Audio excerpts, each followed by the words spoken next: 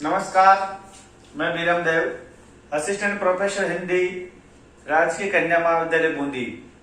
आज के इस कालांश में अध्ययन कर रहे हैं बीए द्वितीय वर्ष, पेपर है प्रयोजन मूलक हिंदी।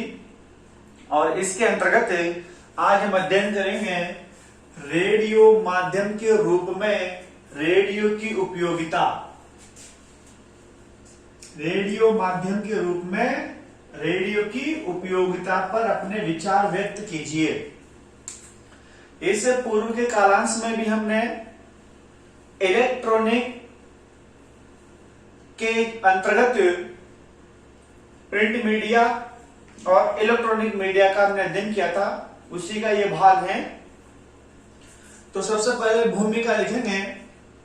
भूमिका में हमें लिखना है कि संचार माध्यम के अंतर्गत इसके दो वर्गीकरण किए गए संचार के। पहला है प्रिंट मीडिया, दूसरा है इलेक्ट्रॉनिक माध्यम या इलेक्ट्रॉनिक मीडिया।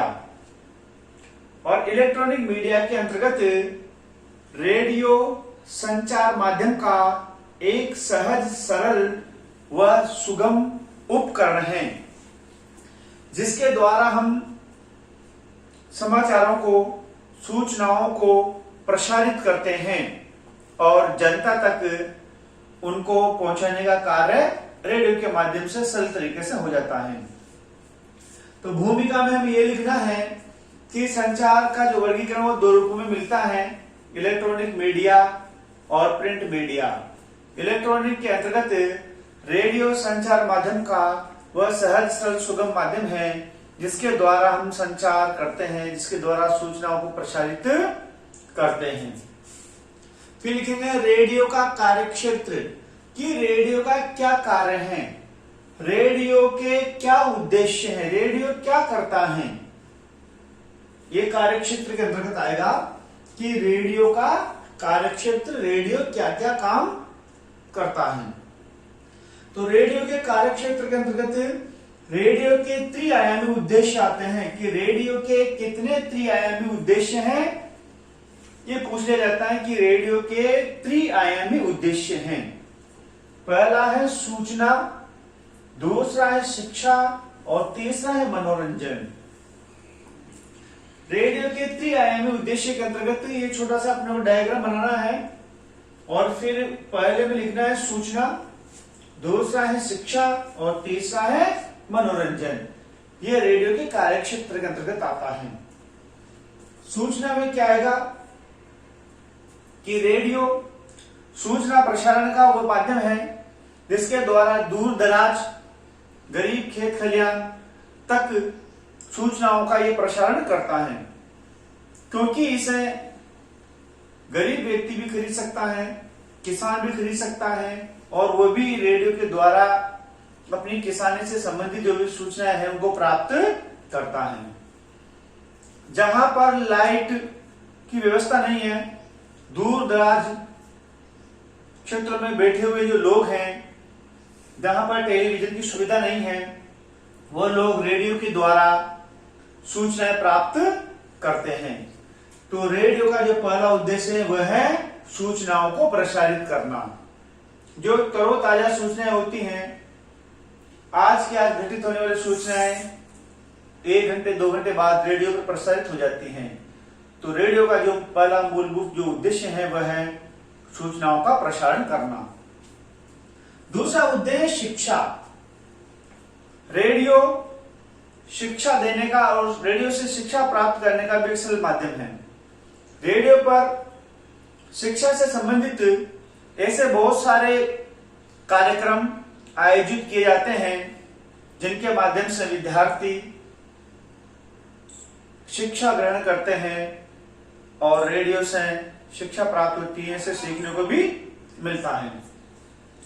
तीसरा उद्देश्य मनोरंजन। रेडियो का जो तीसरा उद्देश्य है वह है मनोरंजन। ये जनता का मनोरंजन करता है, जिसमें बहुत सारे ऐसे फिल्मी गाने आते हैं जिनको लोग सुनकर आनंदित होते हैं। बहुत सारे ऐसे छोटी पटकथाएं, छोटे लघु नाटकों का भी इस पर प्रसारित होता है मौखिक रूप में, तो उनको सुनकर आनंदित मिलता है, प्रसन्नता प्राप्त होती हैं। तो रेडियो का तीसरा उद्देश्य है मनोरंजन करना, यानी कि रेडियो के त्रिआयामी उद्देश्य है सूचना, शिक्षा और मनोरंजन। अगला बिंदु है कि रेडियो की भाषा संबंधी उपकरण। रेडियो पटकथा जो लिखी जाती है, उस रेडियो पटकथा में भाषा संबंधित कौन कौन से उपकरण हैं? क्योंकि दृश्य तो रेडियो पर दिखाई देते नहीं है, तो उसमें भाषा के माध्यम से ही वह अपने इस प्रकार के शब्द गढ़ते हैं कि जिनको सुनकर हमें उस दृश्य की अनुभूति होती है, दृश्य जैसा हमें महसूस होता है। तो रेडियो की भाषा संबंधी 4 उपकरण हैं: उच्चरित शब्द, ध्वनि प्रभाव, मौन और संगीत। कि रेडियो पर जो भाषा उच्चरित होती है, वह उच्चरित भाषा जो बात वो कहना चाह रहे हैं उसके निकटतम होनी चाहिए। जब भी कोई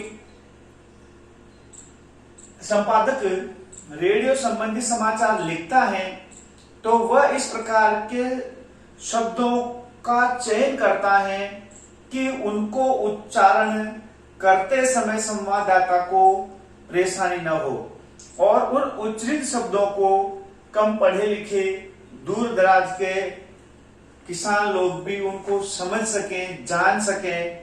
तो इस प्रकार के उसमें शब्दों का प्रयोग किया जाता है जिन पर उच्चारण उनका साफ सुथरा होता है, स्पष्ट होता है, जिनको सुनकर श्रोता उनका अर्थ समझ सकें।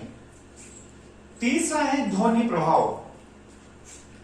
रेडियो में इस प्रकार का ध्वनि प्रभाव सेट किया जाता है, जैसे रेडियो पर ट्रेन के आने की स्थिति, तो ट्रेन का जिस प्रकार से हॉर्न बजता है, उसकी पटरियों की आवाज सुनाई देती है, तो वैसे ही वह ध्वनियां गढ़ते हैं।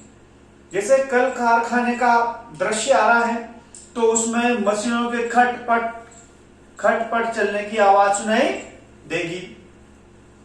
यातायात का अगर कोई दृश्य उस पर वो उच्चारित कर रहे हैं, तो ऐसी ध्वनियों का प्रयोग करते हैं कि जिसमें वाहनों के आते जाते उनकी आवाजें सुनाई देती हैं, उनके हॉर्न बज रहे होते हैं, मोटरों की आवाजाही का जो सन्नाटा है वो बन रहा होता है।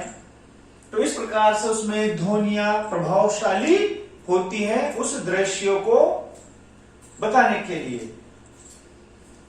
तीसरा है मौन।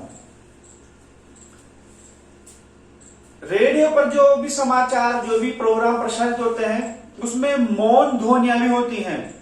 एकाएक कुछ कहने के बाद व्यक्ति मौन हो जाता है, तो एक सन्नाटा सा छा जाता है। तो वो मौन हमें यह सन्नाटा ये एहसास कराता है कि यहाँ पर बोलने वाला मौन है। चलते चलते एकदम कोई ऐसा दृश्य आ जाता है जिसे देखकर व्यक्ति अचंभित हो जाता है, वो चुपचाप खड़ा रहता है, बातें करता है, फिर मौन हो जाता है। तो उसमें ऐसे मौन क्षण बताए जाते हैं जिनसे पता लग जाता है कि यहाँ पर कुछ समय के लिए व्यक्ति या मशीन विशेष मौन है, शांत है। चौथा है संगीत। रेडियो पर संगीत का बड़ा महत्व है कि रेडियो पर जो भी गाने प्रसारित होते हैं, जो धुन, जो संगीत उसमें सुनाई देता है, वह मन को बहुत प्रसन्न करता है, आकर्षित करता है और हृदय को अंदर से आह्लादित कर देता है। तो रेडियो लेखन में 4 बातें अपेक्षित होती हैं। उच्चरित शब्दों का प्रयोग किया जाता है, ध्वनि प्रभाव का विशेष महत्व होता है, और मौन अपने आप में है। रेडियो पर मौन दृश्य दिखाने के लिए शब्द मौन के रूप में प्रसारित किए जाते हैं। और चौथा है संगीत। और अगले वीडियो में हम अध्ययन करेंगे रेडियो लेखन की विशेषताएं। धन्यवाद।